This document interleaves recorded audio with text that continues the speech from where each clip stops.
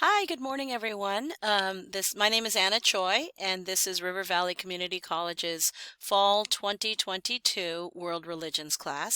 Um, I'm just making a little introductory video just to show you how to navigate around Canvas. Okay, so when you open your classes, you will see your classes listed, and this is the Fall 2022 class, Understanding World Religions.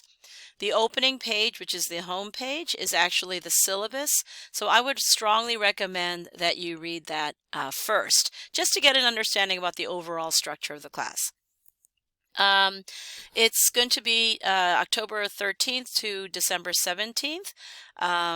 Here's my email address, but I actually prefer if you email me through Canvas right here. Once again, please email me through Canvas. I rarely check my other email because it's made up of a lot of administrative emails from the school, and sometimes your school emails get lost in the shuffle. So please email me through Canvas. Do not email me through my regular email address. I repeat, email me through Canvas. Do not email me through my regular email address. Some of you are going to do it. I'm just telling you, don't do it, because there may be a delay in terms of my response time, but I always reply through Canvas. Okay? All right, so you're going to understand 4 major world religions. Your required texts are The Sacred Quest, an invitation to the study of religions.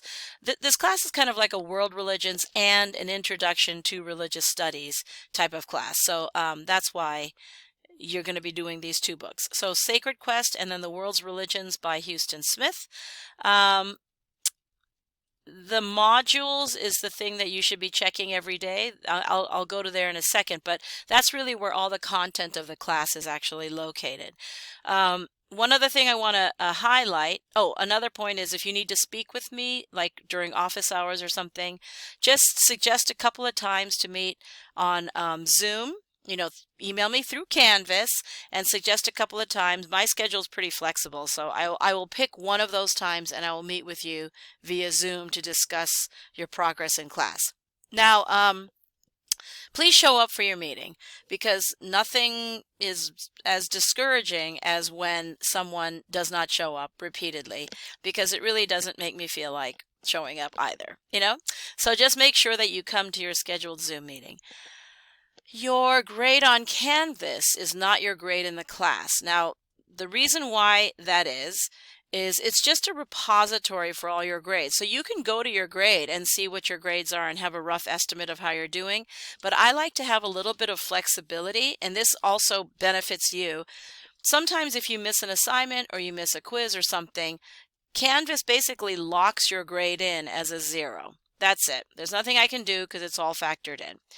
When I just use it as a repository for grades, I have some flexibility of maybe not counting an assignment or not making one test count less because you were busy with work or you're helping family or taking care of something or whatever. So it allows me a little bit of flexibility in terms of grading, because then I like to kind of err on the side of you, like give you the benefit of the doubt if you explain a situation to me. And I can't if everything is weighted specifically in Canvas, because once an assignment closes and that is your grade, I can't change it, So I'm just saying, don't keep looking on your grade at Canvas and say, oh, why is my grade like this? Talk to me about it, and then I will explain it. So don't freak out. It's just a repository for your grades. Starting with Hinduism, there are professor videos I have made that explain the PowerPoint, so make sure you watch those videos and while looking at the PowerPoint, in addition to the reading. They're only about 10 or 15 minutes long. They're basically like this, so they're pretty quick. It's not like you're going to have to spend hours and hours listening to my hideous voice, if you know what I mean. Okay, so at the beginning, everything is laid out basically by week. Sometimes they're or like week or 4 to 5 days, because it's a shorter class. So if I say October 20th to the 25th, this is everything you need to do it. Everything will be due by the 24th, and then the next section happens. So really, you got to keep up with it, because this class moves pretty quickly. And there's a minimum amount of time that the school requires for you to be online and B, be offline doing work. So there is a lot of stuff, and all of this stuff is due before the next section. Okay, so if you keep going, the first test is on the 28th. It'll open on the 28th. It'll close on the 30th. Don't ask me why can't I see it, because it will open on the 28th and close on the 30th. Okay, and this is what it'll be made up of. Now, every week is pretty much the same. Sometimes there's more videos, sometimes there's more reading, but essentially you got to do all of the stuff under that date within that time frame. All right, so we'll be going over Hinduism, then Buddhism, then Judaism, and then Christianity, at which point we end. The last test will be Christianity. Once again, opens on the 12th, closes on the 15th. I'm closing it on the 15th because then it allows me some time to figure out the grades, because hard deadline, I cannot go beyond the 16th. I have to submit my grades by then. Here's the evaluation method, in case you're wondering how, right? Grade performance will be graded on 4 things: discussions, tests, 10% each, and then assignments. So, those tests are pretty important, but if you chat a lot in discussions, you get all your assignments in on time, you're going to do fine. I mean, don't crash and burn on all the tests, but if you do poorly on 1 or 2, it's okay, because there's other things that I'm factoring into the grade system. Okay? Then there's some additional information here about ADA policy and academic integrity. Academic integrity means don't cheat, right? That would involve, my policy about academic integrity is, if you're Googling answers and cutting and pasting, it's pretty obvious, and that's not your work. The only work you're doing is Googling answers without really knowing what it means and just kind of throwing it in there. So if you're not working and you're using someone else's information, I'm just going to not give you any credit for that work. And it's very easy to figure out if you're Googling things. Number one, oftentimes the answers just don't make any sense and you're just cutting and pasting.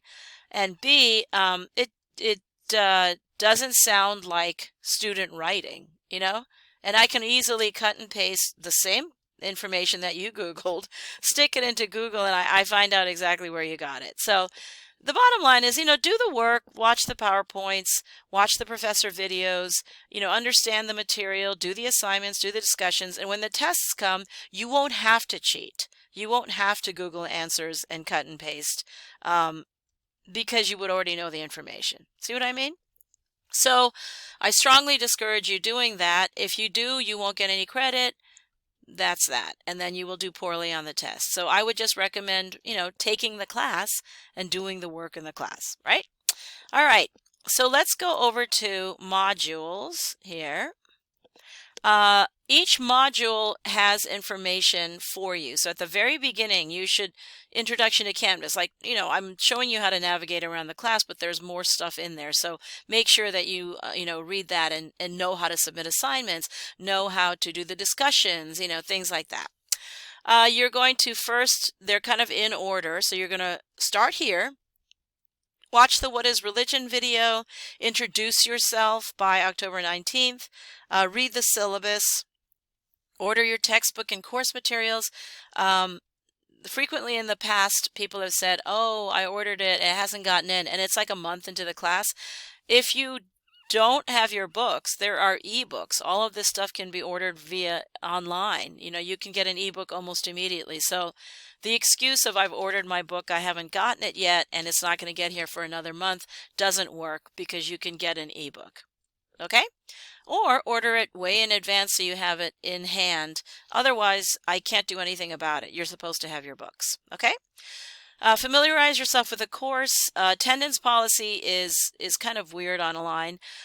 Basically, if I see that you haven't really been logging in for over a week, I'm going to shoot you an email and say, hey, what's up? Or I can look under, people over here. And if you've only logged into the class, 30 minutes, 40 minutes, and it's a month into the class, that's going to affect you, and it'll probably be reflected in your discussion or assignments. It'll be obvious that you haven't been participating, and I definitely will take that into consideration. So The first book that we're going to read is The Sacred Quest. So here's the PowerPoint for the book. I'll show you.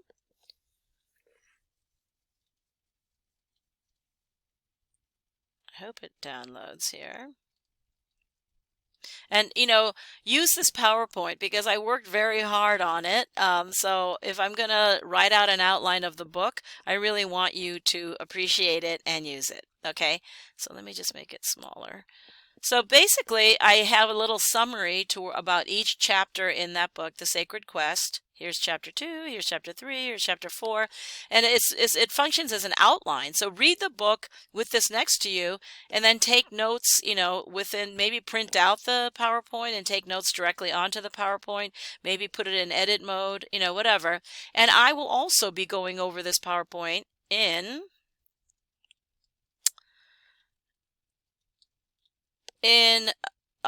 actually I will be going over the Hinduism, Judaism, Buddhism, Judaism, Christianity PowerPoints with videos. But this, the outlines are so good, you know, that with each chapter having a little outline, that I didn't do videos for these. They should be pretty self-explanatory. And then there are assignments per chapter here, right? Some discussions. There's a chapter test for 1 through 5, and then there's a chapter test for 6 through 9. And then after you finish The Sacred Quest, here are all the videos that go with the PowerPoint, and then here's the Hinduism section. There's the PowerPoint that you want to look at while I'm doing the video. So as you're looking through you do the readings, you go to the PowerPoint, you go to the first Hinduism PowerPoint video, and I'll be explaining the religion that way. And then these are all the things that you have to have due, right? November mostly.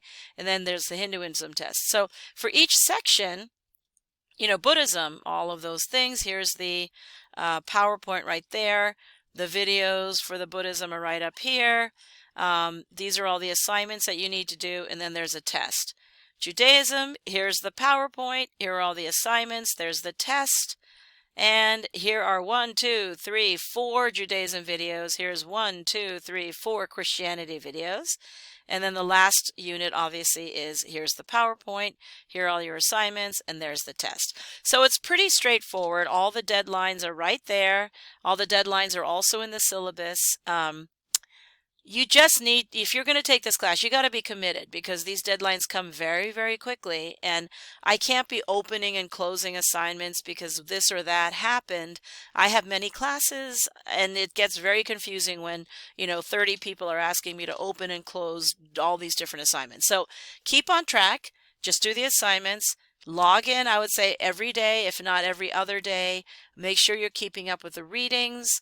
Watch the PowerPoints, watch the professor videos that explain the PowerPoints, study that stuff. There are terms that I have for, you know, in preparation for the tests. Write those out, and I think you should be fine. Okay, so good luck. I look forward to reading at the very beginning your introductions about yourself, and looking forward to reading your discussions and your assignments and your work. I think the last thing I want to say is because this is an online class, your written word is really the only way I can evaluate your work, okay? So you have to write in complete sentences. You have to explain everything. You have to be clear in your detail and explanation. You have to understand yourself what you are writing. You can't just cut and paste. Cut and paste makes no sense. Oftentimes the sentences and sentence fragments are just, I don't know what this is. And I don't want to have to work and struggle to figure out what you're trying to say. You should be able to articulate your answers yourself. So make sure, no cheating, no cutting and pasting, no incomplete sentences, no texting language. Explain everything in detail in complete sentences where you yourself understand your own answers before hitting submit. And if you do that, I think you should be fine. All right, good luck with the class, and I look forward to reading your work.